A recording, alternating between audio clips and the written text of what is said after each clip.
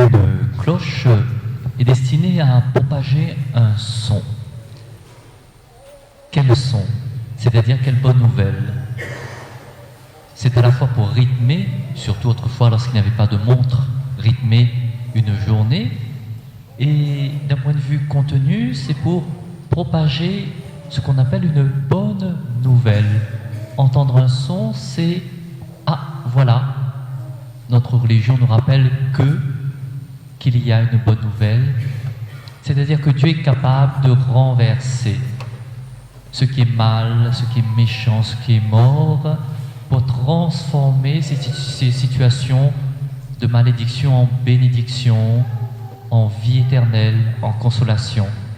C'est cela la fonction d'une cloche et le contenu, le résumé de toute notre religion. Dieu montre qu'il est capable de nous faire passer d'une situation négative à une situation de bénédiction, de paix et de consolation. C'est ce qu'on appelle la résurrection. Voilà pourquoi la fête de Pâques est tellement importante. Et je vais l'illustrer avec la première lecture aujourd'hui, un récit qui peut nous apporter une méditation, une expérience de vie. Donc je vais me concentrer plutôt sur la première lecture et ensuite l'illustrer avec un livre, l'extrait d'un petit livre qui s'appelle « Un consultant chez les religieuses ». Dans la première lecture d'aujourd'hui, on parle de la grande et belle aventure des premiers chrétiens, la belle aventure du christianisme à travers deux hommes, Saul et Barnabé. Et nous allons voir comment Dieu sauve. Si nous avons un petit souvenir, Saul, c'était quelqu'un de méchant, mais sincère dans ses convictions, c'est-à-dire un juif qui croit en Dieu et qui n'aime pas ces nouveaux croyants, ces nouveaux fidèles qu'on appellera les chrétiens, les catholiques. Pour lui, Paul, ces nouveaux croyants sont des traîtres à la religion, il faut les éliminer. Et les Actes des Apôtres racontent comment Paul avait accepté de garder et de tenir les vêtements de certaines personnes qui avaient choisi de tuer à coups de galet un jeune chrétien qui s'appelait Étienne. Et Paul ira ensuite plus loin en allant aider la police à fouiller les maisons pour débusquer les chrétiens qui s'étaient cachés. Voilà qu'il continue sa mission de police en allant vers cette ville de Syrie qui s'appelle Damas. Et Jésus le renverse de son cheval. C'est-à-dire, Jésus lui apparaît et lui demande « Paul, pourquoi me persécutes-tu » Et c'est un virage dans sa vie, puisqu'il a la foi maintenant, il se convertit, et de méchant persécuteur, il va devenir croyant, chrétien. Cela va poser un double problème pour lui. Un, il sera considéré comme un traître de par ses compatriotes juifs, traître à sa religion, et deuxièmement, les chrétiens ne vont pas facilement le fréquenter. Ils ne sont pas fous. Quelqu'un qui a été méchant avec vous, on ne va pas coster facilement avec cette personne. Et la lecture d'aujourd'hui le mentionne clairement. Saul cherchait à se joindre aux disciples de Jésus, mais tous avaient peur de lui. Donc c'est un homme isolé, marginalisé. Même s'il a trouvé un nouveau sens dans sa vie, il est seul. Et c'est là où va surgir un deuxième homme, merveilleux dans sa vocation et dans sa fonction, Barnabé. Son vrai nom est Joseph et son petit nom c'est Barnabé, qu'on appelle l'homme du réconfort et de la consolation. C'est aussi un juif. Qu'est-ce qu'il va faire Barnabé? Il va introduire Paul dans le groupe des disciples de Jésus. Il va servir de médiateur, de facilitateur entre un homme et un groupe, afin que Paul ne reste plus solitaire.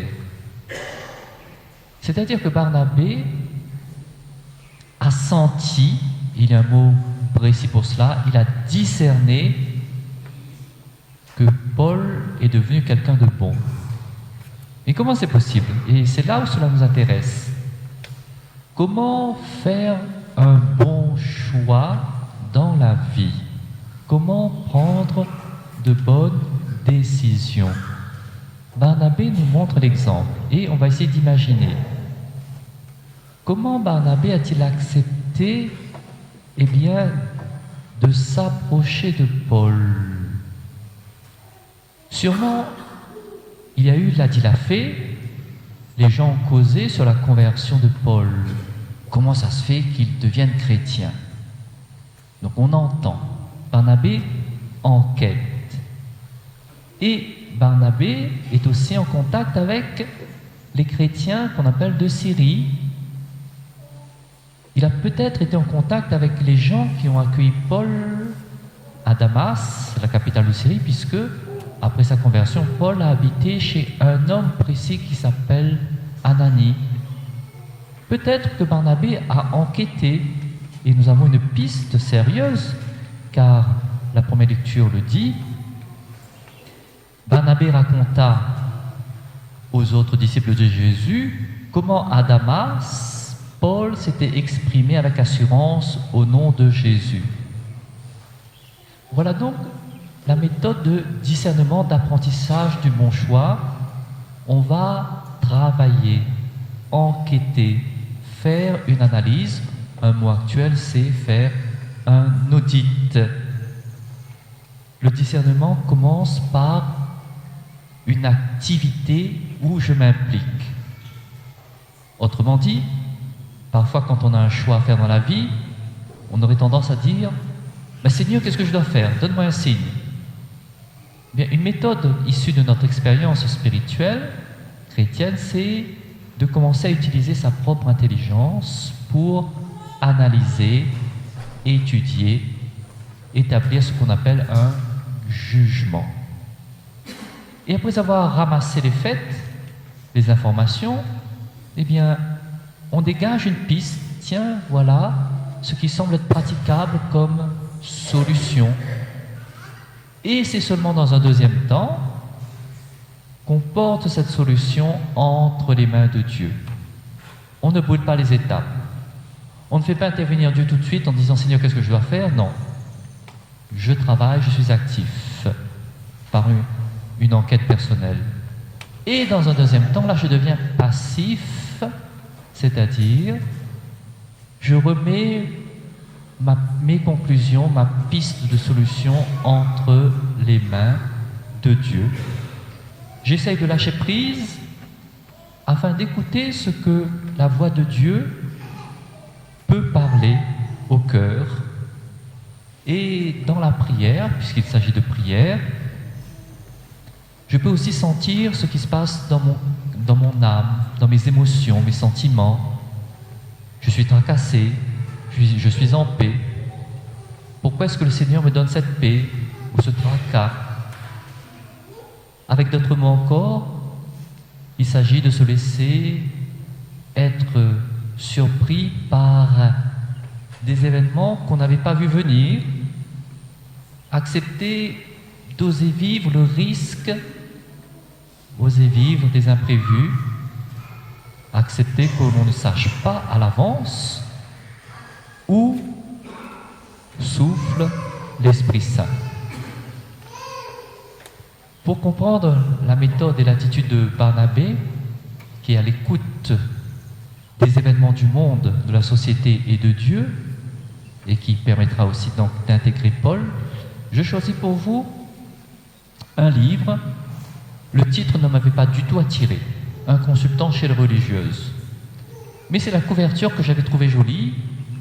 Nous voyons un homme qui monte sur une échelle, sur un fond de ciel bleu étoilé, qui va aller décrocher une étoile. Et cette couverture qui m'a attiré, et je n'ai pas du tout regretter d'avoir acheté ce livre. Je vous donne le résumé et ensuite un extrait de Mathieu Dôme. Il a publié donc sa biographie aux éditions Salvator en l'an 2020. Comment Dieu sauve dans une situation précaire, fragile.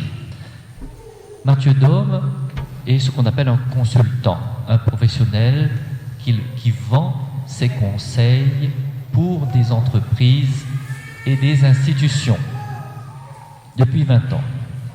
Un jour, de manière inattendue, ce ne sont pas des entreprises que le contactent, mais des religieuses qui connaissent un grave problème interne. Et non sans difficulté, Matthieu trouve une solution. Après ce succès, d'autres religieux et religieuses font appel à lui pour les accompagner dans une transformation structurelle, institutionnelle. Au fil du temps, il élabore une méthode spécifique pour les aider à se renouveler. Car travailler pour l'Église, ce n'est pas comme pour une entreprise. Et il découvre que lui, professionnel, tout en guidant le client, l'autre, lui aussi doit accepter d'être guidé par l'autre et ne pas tout contrôler d'avance.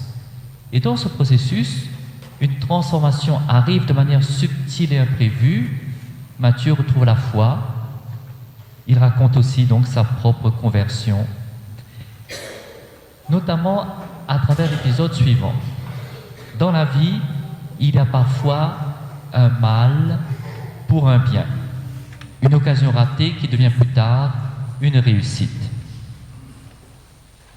Matthieu reçoit la promesse d'accéder à un poste important, devenir le président d'une fondation prestigieuse en Belgique. Lui a déjà une entreprise, comme partenaire sa femme, et voilà qu'on lui propose de laisser de côté ses activités pour aller déménager et travailler pour une prestigieuse fondation. Donc, il commence à ralentir ses activités professionnelles en France et il annonce aux religieuses qu'il ne pourrait plus collaborer avec elles dans le futur.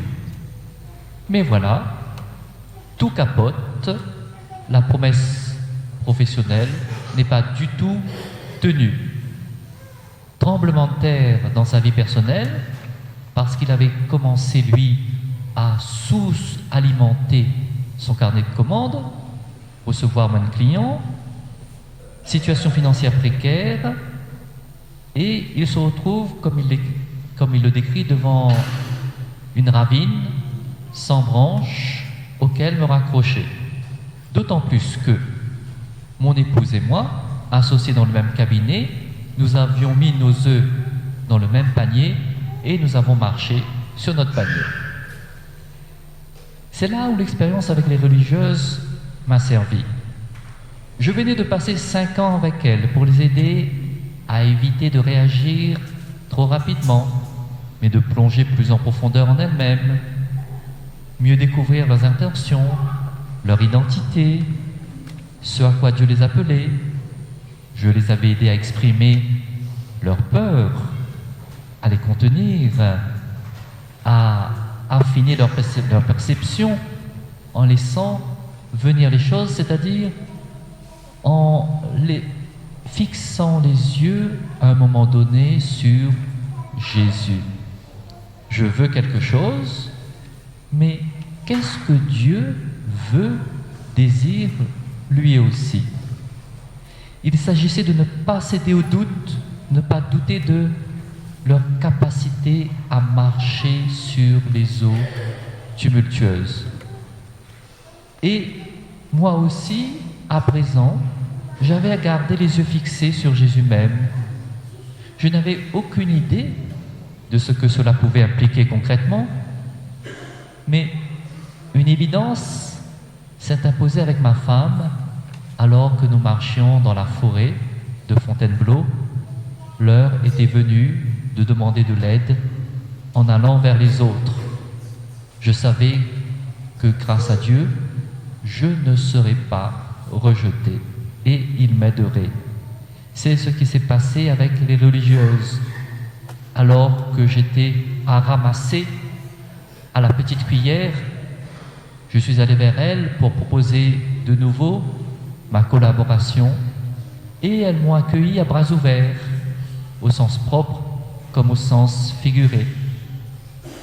Plus tard, en lisant les communiqués de presse au sujet de la fondation, qui ne m'avait pas accepté, j'ai découvert avec bonheur la situation critique qu'on m'avait cachée. Cette institution que j'avais voulu diriger s'était transformée en un panier de crabes. Et c'est alors que j'ai compris que Dieu m'avait sauvé. Mais vers quelle autre voie allait-il me diriger maintenant? Je devais aussi me poser la question, qu'est-ce qui me passionne? Qu'est-ce qui me donne de la joie? Qu'est-ce qui me donne le sentiment d'être à ma place? Dieu m'a montré alors quel chemin prendre et les signes ont été assez clairs. Être au service, non pas d'un réseau d'entrepreneurs et d'investisseurs, mais de congrégations religieuses qui avaient besoin d'aide pour être accompagnées dans leur réforme. Pour conclure, après ce virage, cet événement personnel, le carnet de commandes a commencé à se remplir de nouveau. Le désert a commencé à refleurir et nous pouvions regarder l'avenir avec optimisme.